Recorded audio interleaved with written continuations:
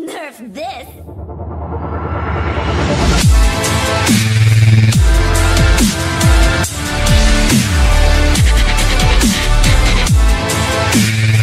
Hey guys, welcome back to Clash with Cory. If you liked the video, don't forget to subscribe to the channel and turn on that notification bell.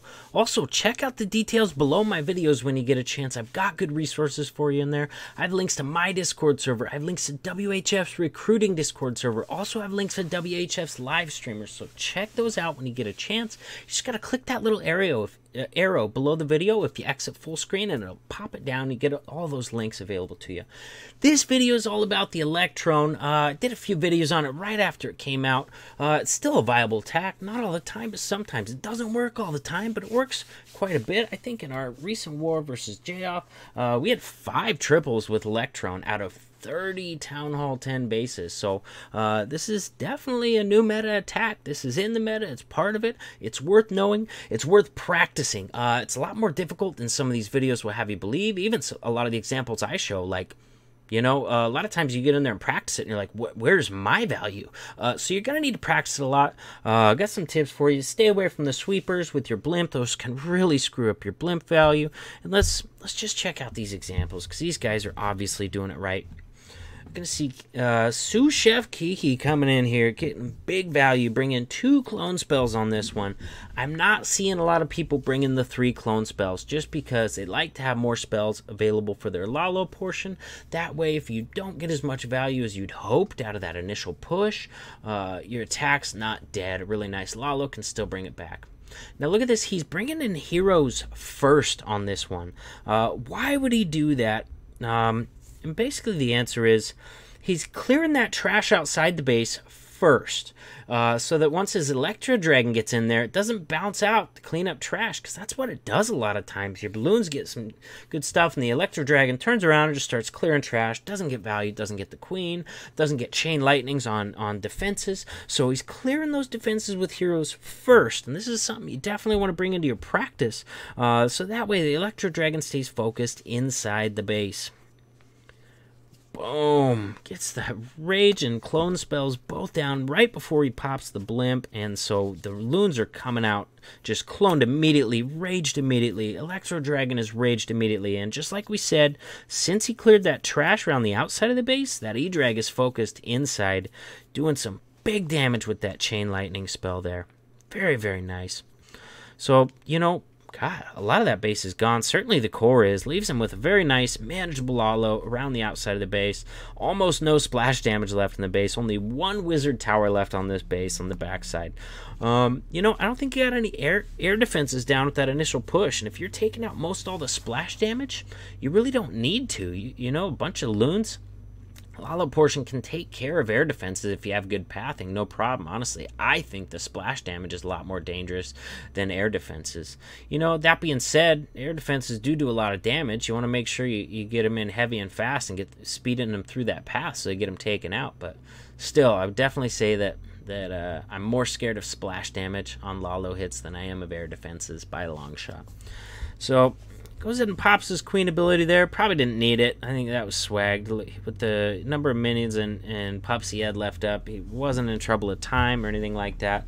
Just used it to use it. Didn't need it at all. Very nice hit by Sous Chef Kiki on that one.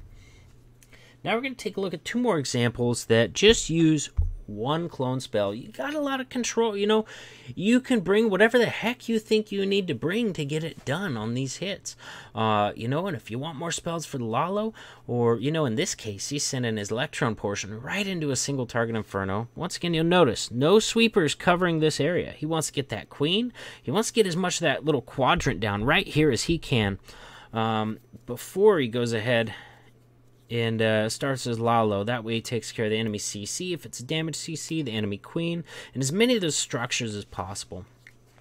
Once again, uses heroes first. They're going to grab some separate value over there, but they're also grabbing a lot of those trash buildings.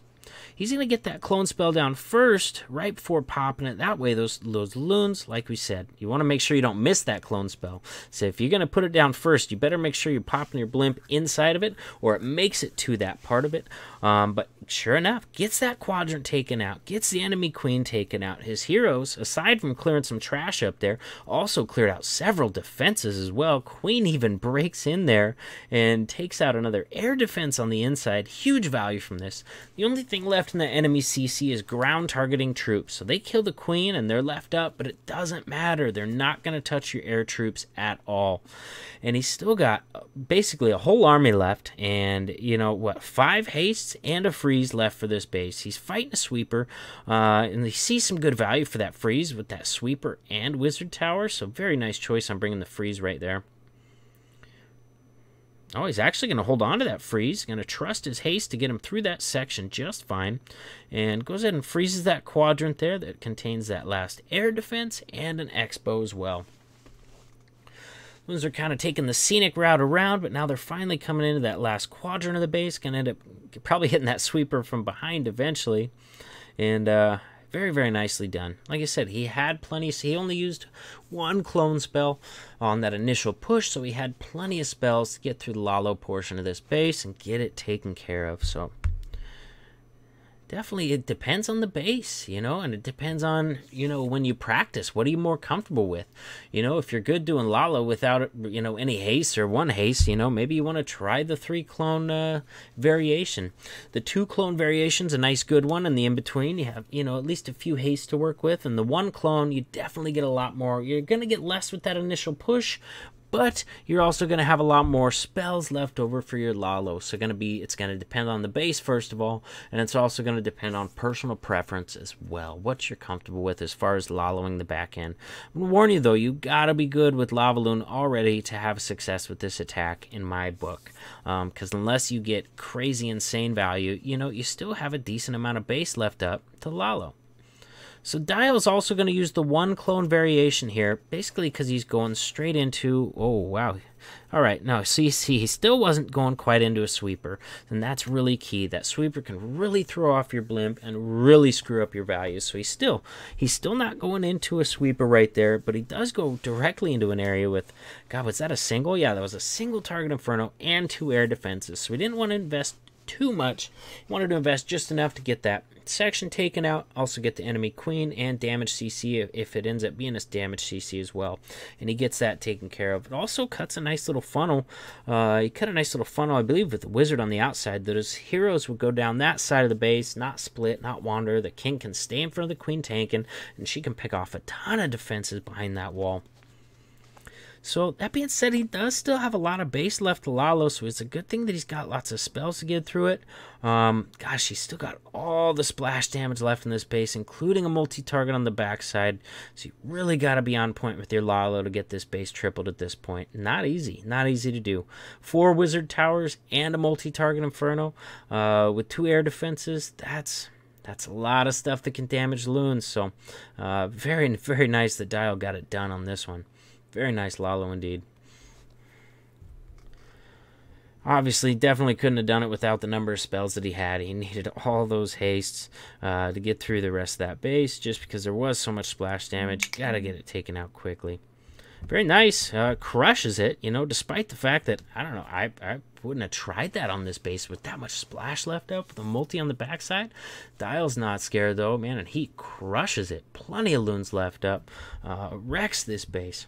So I hope you guys liked the video. You got to practice this attack a lot because your value is going to vary a lot on that Electrone opener. If you can clear the trash behind your blimp entry, then you have a lot better chance of keeping your E-Drag in there, doing chain lightnings on defenses, taking care of that enemy queen, all that stuff. Remember, on your opener, you don't want to do your blimp right into a sweeper. It's really going to screw up your value. Trust me on that. I learned that from a lot of practice, and then watching all these successful attacks, they all have that in common. They're not blimping into a sweeper because they've learned, just like I have, that that's really going to screw up your value. It's probably not going to work. So take those into account. And once again, lots of practice. It takes some serious finesse to get that opener down. But once you do, it's going to open you up to be able to triple a lot more bases that you might not have been able to triple otherwise. Hope you liked the video, and I'll see you in the next one. Nerf this!